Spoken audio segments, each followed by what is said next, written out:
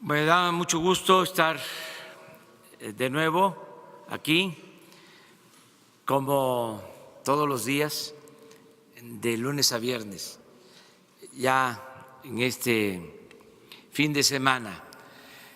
Hoy vamos a puntualizar acerca de la decisión que se ha tomado de cancelar la reforma educativa, la mal llamada reforma educativa, me refiero a lo que se impuso en el gobierno anterior y que viene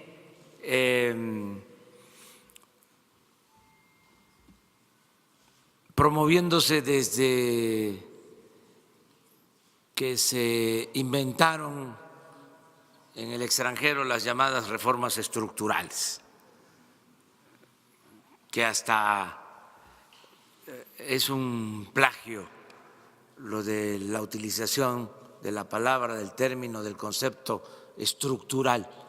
Cuando nosotros estudiamos en la ciencia social, lo estructural era lo profundo, era lo que permitía cambiar una realidad de opresión, de injusticia, por algo nuevo, por algo justo. Estos tecnócratas neoliberales corruptos se apoderaron del término, del concepto estructural, y podría uno pensar que es algo bueno cuando en realidad las llamadas reformas estructurales no son más que políticas de pillaje y de privatización, como lo hemos visto ya en varias ocasiones. Entonces, estas políticas que se definen en el extranjero se aplican en México, se aplican casi en todo el mundo. Son recetas y es reforma energética, reforma fiscal, reforma laboral, reforma educativa. Es una agenda impuesta desde el extranjero para que gobiernos subordinados las apliquen. Entonces, a esa reforma educativa me refiero, eso que fue impuesto, que llevaba el propósito de la privatización de la educación.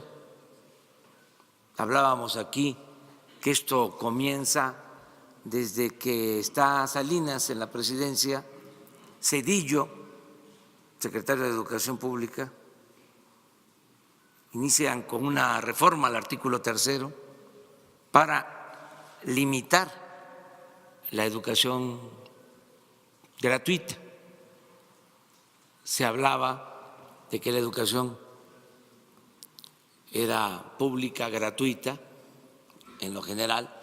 El concepto era de que la educación es un derecho de todos los mexicanos. Y entonces ahí en esa reforma se acota, se limita la educación gratuita al nivel básico y se deja al mercado la educación media superior y la educación superior. Ahí empieza la historia. Bueno, luego, como sucedió en el gobierno anterior, se profundiza con todas estas llamadas reformas estructurales y llegan al extremo de querer imponer lo que llaman reforma educativa por la fuerza y con una campaña de desprestigio al magisterio que nunca se había visto en el país. Se le respetaba a nuestros maestros y de repente se les degrada, se les humilla, se les culpa de que por ellos es mala la educación en México, se polariza, se vuelve un asunto político, ideológico, hay incluso campañas pagadas en medios de información para imponer la reforma educativa. Y es un asunto hasta de sentido común cómo se lleva a cabo una verdadera reforma educativa sin los maestros. ¿Quién es el que transmite el conocimiento en el aula? Pues el maestro. Entonces, todo esto se decide por parte nuestra cancelarlo, porque no beneficia, al contrario, perjudicó la educación. A eso se debe que se envió a la Cámara de Diputados y de Senadores, al Congreso, una reforma al artículo 3 y a otros ordenamientos legales para cancelar la mal llamada reforma educativa y fortalecer el derecho que tienen los mexicanos a la educación pública, que la educación no sea un privilegio, sino un derecho, y que el Estado tenga que garantizar la educación pública, gratuita, de calidad en todos los niveles escolares. Esto es lo que se está planteando, lo asumimos desde la campaña, lo defendimos en contra de viento y marea, hasta en los debates. Fui muy cuestionado por eso, por los conservadores. Ya saben cómo fueron esos tiempos que se hablaba que nosotros queríamos que se regresara a la venta de las plazas. Tuve que decir que el único que vendía las plazas era el que estaba en ese entonces de secretario de Educación, porque en efecto cuando fue gobernador de un estado vendió la Plaza de Toros de ese estado. Pero en fin, ahora que se logra iniciar una etapa nueva en lo que llamamos postneoliberalismo, hay quienes también con una postura muy conservadora, aunque aparentando ser radicales, porque hay mucha simulación en todo esto, hablan de que lo que estamos proponiendo es más de lo mismo. Y entonces ese me parece una exageración. Entonces le quiero enviar un mensaje a todos los maestros de México para informarles, porque lo que me interesa es que las maestras, los maestros en activo, jubilados, sepan que estamos cumpliendo nuestro compromiso, para que no haya manipulación, porque hay grupos de intereses creados. Siempre he dicho que la extrema derecha y la extrema izquierda se tocan, se juntan y pues no quieren que se lleve a cabo la transformación, apuestan a que fracasemos. En el caso de los que se presentan como radicales quisieran que falláramos para señalar, ya ven, son lo mismo. Esto lo hemos padecido de tiempo atrás, cuando llamaban, por ejemplo, a no votar, porque todos éramos iguales, nos querían meter a todos en el mismo costal. Era una estrategia con ese propósito. Varias veces tuve que decir que no éramos lo mismo, que me podían llamar peje, pero no era yo lagarto. Y ahora es parecido. Ahora que toman la Cámara,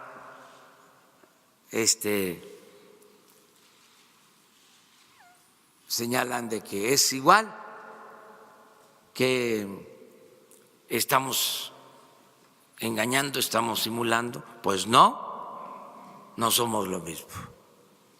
Y por eso vamos a aclarar. ¿A quién nos importa aclararle? A las bases magisteriales. Porque pues los dirigentes y las organizaciones de distintas tendencias pues tienen sus intereses y no siempre actúan bajo principios democráticos.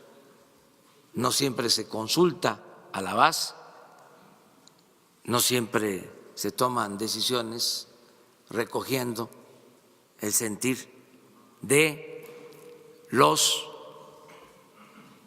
agremiados, representados, en este caso de los maestros. Entonces yo quiero tener una comunicación más que con los dirigentes, con las bases, con los trabajadores, con los ciudadanos. No quiero una relación corporativa, quiero una relación horizontal, ciudadana, democrática, a partir de que ya no hay ciudadanos imaginarios. Ahora, cada ciudadano es una persona consciente, con criterio, y es cosa nada más de que se tenga toda la información, acercar la información para que no se manipule, para que no se distorsionen las cosas. Nosotros queremos una transformación y no simulamos. Hemos luchado durante muchos años por llevar a cabo en México un cambio verdadero y vamos a cumplir, no le vamos a fallar a los ciudadanos. Entonces, le pedí a Esteban Moctezuma, secretario de Educación, que con mucha claridad puntualizara qué significaba la llamada reforma educativa y qué estamos nosotros proponiendo. Y él va a hacer esta exposición y este documento inicial, resumido, lo vamos a convertir en un volante y lo vamos a entregar a todos los maestros. ¿Qué ofrecemos? Si hace falta más información, diálogo, mano abierta, franca y no puño cerrado, nada de represión. Esa es también una diferencia sustancial. Diálogo, acuerdo, el tiempo que sea necesario, y no autoritarismo, no represión. en eso también somos distintos, no somos represores. Entonces, vamos a pedirle a Esteban que nos exponga y una vez que terminemos con este tema, abrimos la sesión de preguntas y respuestas.